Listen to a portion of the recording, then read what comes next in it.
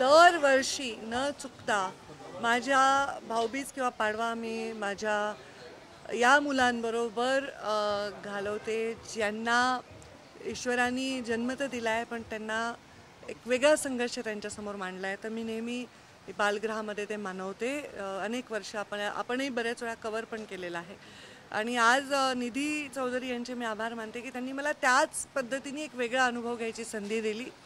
आणि आज या मुलांबरोबर मी कंदील ते बनवत होते, पेंटिंग करत होते आणि मला त्यांच्यावर वेळ घालवता आला आणि खूप आनंद वाटला. आणि आत्ताच्या या जगामध्ये ही मुलं ज्यांच्यामध्ये इतकं निष्पाप आहेत ती आणि त्यांना जेव्हा म्हणजे जे आपल्याला मिळालेलं आहे सहज ते त्यांना नाही मिळालेलं आहे, तर त्यांच्याविषयी मनामध्ये एक प्रेम भाव आणि त्यांच्यासाठी काही करण्याचा भाव हे फार महत्त्वाचं आहे.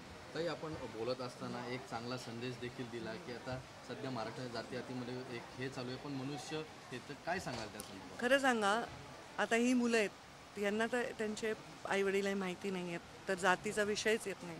तर हा एक चेहरा आहे की ही मुलं आपल्या मुलांसारखीच मुलं आहेत. त्यामुळे हे जात पात धर्म आपण आपल्या स्वार्थासाठी त्या भिंती उभारत असतो. तर आपण पुढच्या पिढीला चांगला संदेश द्यायला पाहिजे.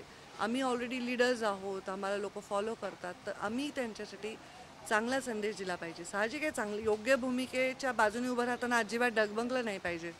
पण आपण एक वेगळा समाज, जो मेरिट आधारित समाज आहे, जो भविष्यामध्ये आपल्या देशाला महासत्ता बनवण्याकडे नेणारी एक यूथ आहे, ते घडवण्यासाठी आपण योगदान नक्कीच दिलं पाहिजे असं मला वाटतं. ताई, आपण पेंटिंग देखील सुंदर काढलेलं आहे आणि काही बालपणीच्या काही आठवणी आपल्या?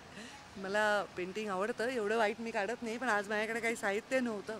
मला आवडतं, मी ठीक पेंटिंग करते आणि त्याचं कारण कोविडमध्ये मी परत शिकले शाळेत नंतर.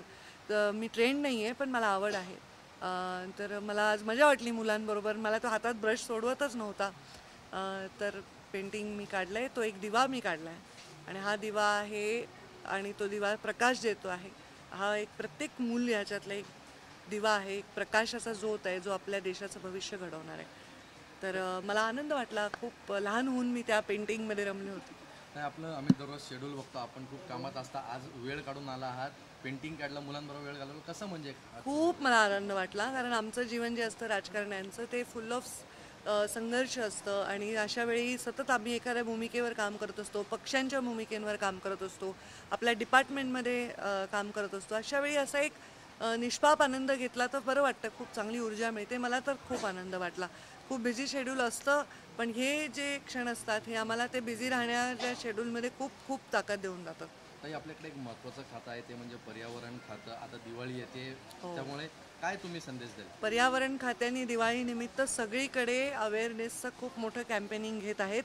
आपण जर पाहिलं तर आपल्याकडे पण छत्रपती शिवाजी टर्मिनल आहे, शनिवारवाडा आहे, वेगवेगळ्या शहरातले वेगवेगळे जे साईट आहे तिथे आम्ही भरपूर प्रदूषण नको करण्यासाठीचे आव्हान देत आहोत. आम्ही त्याचे अवेअरनेस कॅम्प पण घेतो आहे. मी सगळ्यांना एवढंच आव्हान करेन की आपण जरूर दिवाळी साजरी करा, पण ध्वनी आणि वायू प्रदूषण टाळण्यासारखे प्रयत्न आपण करा.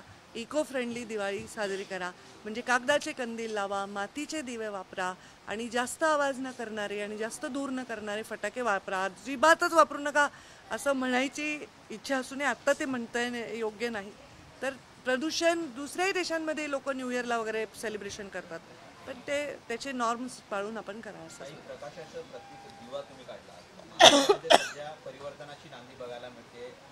मुंडे बहीण भाऊ एकत्र आले, ठाकरे बहीण भाऊ एकत्र ठाकरे बंधू एकत्र येताना पाहायला मिळत आहेत. कसं बघताय राजकारणात? मी याच्याकडे काहीच बघत नाही. आम्ही एकत्र आलो कारण आमचे पक्ष अलायन्समध्ये. आज आमचे पक्ष अलायन्समध्ये नसते तर आम्ही परत विरोधातच असतो. आम्ही वेगवेगळ्या पक्षात काम करतो.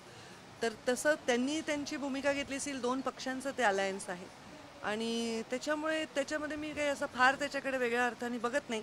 पण जर कुणाची ताटातूट होत असेल तर ते वाईट आहे आणि कोणाचं मनोमिलन होत असेल तर त्याच्यात काही मला हरकत असायचं काहीच कारण नाही आहे आणि त्याचा राजकीय परिस्थितीवर काय परिणाम होईल काळच ठरवेल. काल बीड परत चर्चेत होतं, ओबीसीचा महाएल्गार मेळावा होता, बरीच टीका टिप्पणी झाली. हो, आता मला पाहायला वेळ मिळाला नाही ते सगळे भाषणात. आम्ही पाहीन जरा वेळ मिळाल्यावर, कारण मी कर्डिले साहेब, आपले शिवाजीराव कर्डिले आमदार आमचे अचानक ते वारले आणि इतके जिव्हाळ्याचे संबंध होते, तर मी त्यांच्या परिवाराबरोबर होते, त्यांच्या अंत्यदर्शनासाठी गेले होते. पण आता हे होणारच आहे. तर मला वाटतं भुजबळ साहेबांनी पूर्वी असे मेळावे केले होते आणि त्यांची बाजू त्या मेळाव्यातनं त्यांनी मांडली असावी.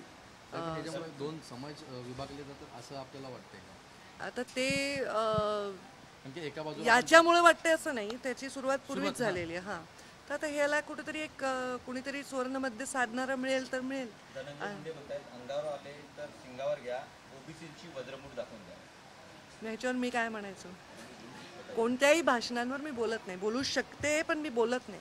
मी दुसऱ्यांच्या भाषणांवर कधीही टिप्पणी केली नाही आयुष्यात. तुम्ही बघा माझा रेकॉर्ड.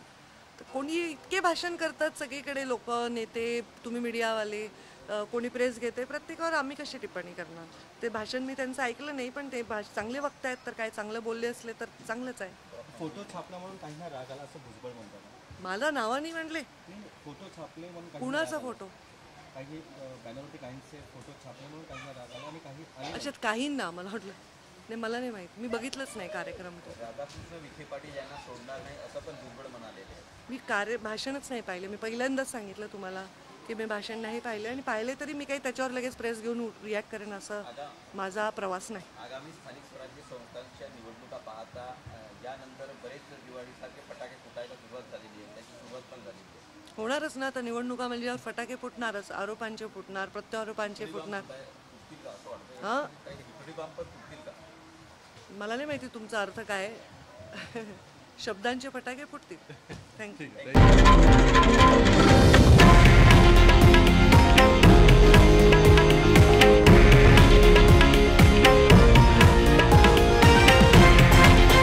हे आहे देशातील नंबर 1 न्यूज नेटवर्क आणि आपण पाहत आहात TV9 मराठी, एकमेव.